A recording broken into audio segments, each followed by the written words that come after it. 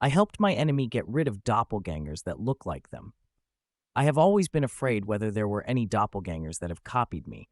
I don't know why I have always been afraid of this, and it's just so random and irrational. I try my best to forget about this fear of mine, and for a moment I do forget. Then out of nowhere, this fear of mine comes back to haunt me. I mean, there are so many other things that I should be afraid of, but I am most afraid of doppelgangers, shape-shifting into looking like me. It just horrifies me, and there could be something out there that looks exactly like me doing something bad. One day, I told my irrational fear to some guy at some cafe. He was just a talkative guy, and he was talking to many people in that cafe for no apparent reason. Then we got talking after he asked me how my food was. I don't know how it came out, but I told him that I was terrified of doppelgangers taking my appearance and doing shit that I wouldn't approve of.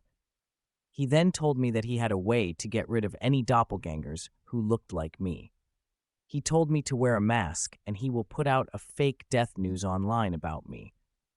He would also put a reason for my death.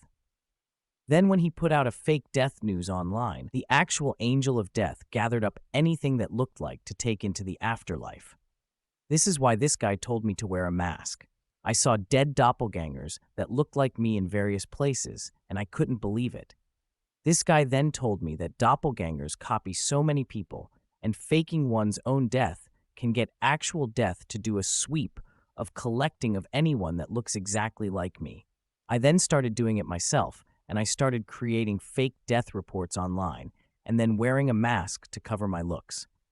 I would find loads of dead doppelgangers on the street that looked exactly like me.